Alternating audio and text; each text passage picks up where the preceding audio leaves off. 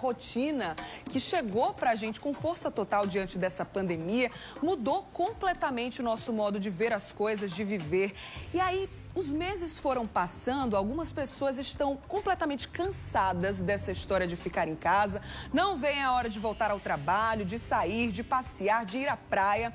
Mas enquanto isso, outras pessoas estão com medo só de pensar na possibilidade de voltar ao contato social após esse período de isolamento. É a chamada Síndrome da Cabana, que inclusive já existia antes dessa pandemia chegar. Vamos entender agora? Papo de Quinta no ar.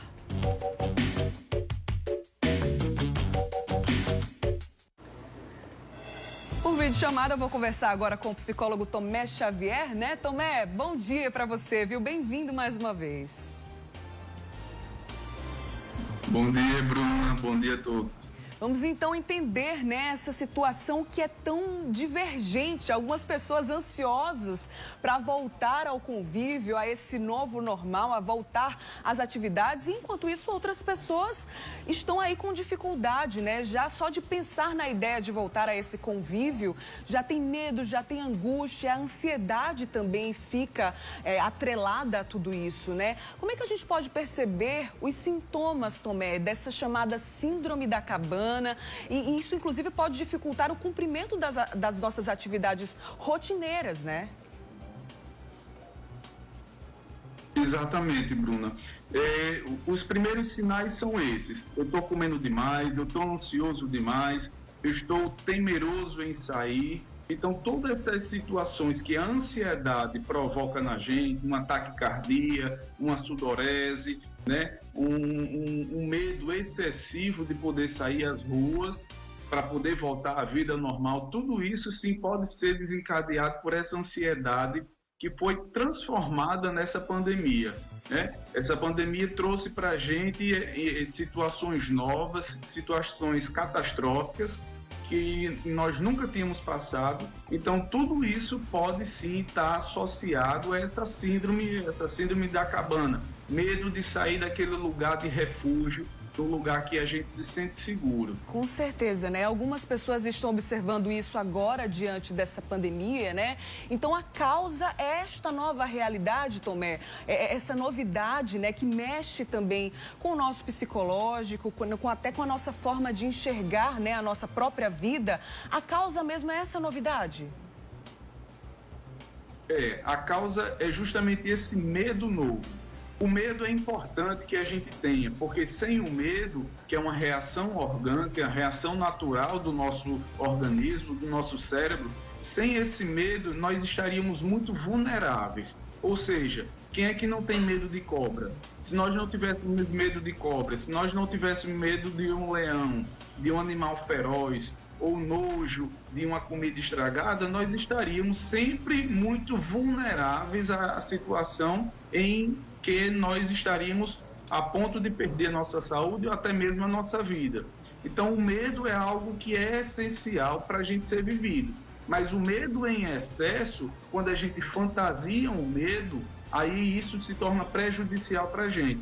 Então, quando nós estamos no nosso ambiente, na nossa casa, enclausurados, onde muitas vezes até para pedir uma comida, até para a gente se alimentar, a gente pede uma comida para uma pessoa vir deixar até nós na nossa casa. Sim. Isso faz com que a gente reforce esse caráter de segurança pessoal no ambiente em que a gente está, que é a nossa casa, e aí isso cria uma ideia de que se eu sair desse ambiente, eu estarei sendo vulnerável, eu estarei a ponto de ser contaminado pelo coronavírus. E aí esse medo em excesso é que provoca essa síndrome. Vale lembrar que isso não é uma síndrome de um transtorno mental. É uma síndrome natural e do nosso organismo que nós precisamos vivenciar sim, mas com cautela. Com certeza. Eu penso muito nas crianças nesse período, né?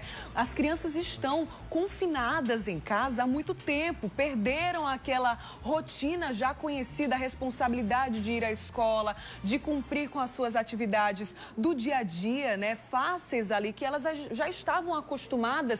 E aí como é que os pais, mães responsáveis no geral, podem lidar e pode perceber que a criança está com um medo excessivo de voltar às atividades e somente de pensar nessa possibilidade, elas já podem demonstrar alguns sintomas, assim, que a gente está falando aqui. As crianças também estão sofrendo com essa situação, né, Tomé?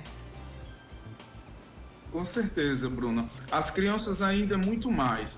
É importante que a família identifique nas crianças aquela que tem algum problema de ir na porta, aquela que está muito preso dentro do quarto, que não quer fazer nada fora dentro do quarto, ou aquela criança que quando o pai chama para ir dar uma volta dentro do carro, tem medo se alguém vai abrir a porta do carro, se alguém vai fazer alguma coisa contra ela. Então é importante observar esses sinais nas crianças para que a gente possa estar trabalhando um mecanismo de recompensa. Se eu posso pegar uma criança que está com medo de, vamos supor que as aulas voltassem, então ela estaria necessitando voltar para a escola, e o fato dela ir para a escola vai gerar nela aquela ansiedade, será que eu vou me contaminar na escola? Então, pequenas tarefas podem ser feitas para as crianças a fim de recompensá-las e mostrá-las. Lá na escola você vai ter um amiguinho, você vai conseguir brincar. Aqui em casa você não vai conseguir fazer isso. Sim. Então são tarefas que a gente vai reforçando, vai condicionando a nossa criança e até mesmo nós adultos, que vai favorecer para que a gente possa ir enfrentando aos poucos esse medo. O medo é natural, é importante frisar isso, ele é natural e essencial, mas é importante que a gente tenha, comedidamente, saber lidar com essas situações. Com certeza, né? Independente de ser criança, adulto ou idoso, qual é o momento onde a gente percebe que é importante buscar ajuda profissional, que o medo passou de ser natural e pode se tornar até uma patologia permanente? Quando buscar, Tomé? Exato, Bruno, isso é importante.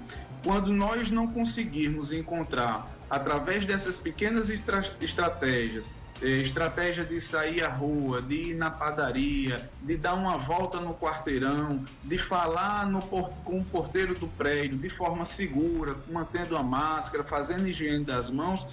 Se nada dessas estratégias funcionar, aí sim, aí procura a ajuda de um profissional da área de saúde mental, onde ele vai poder estar te orientando, vai estar, além de tudo, te ensinando tarefas de comportamento que tem um reforço positivo, que a gente chama de um condicionamento operante, para poder favorecer a nossa libertação.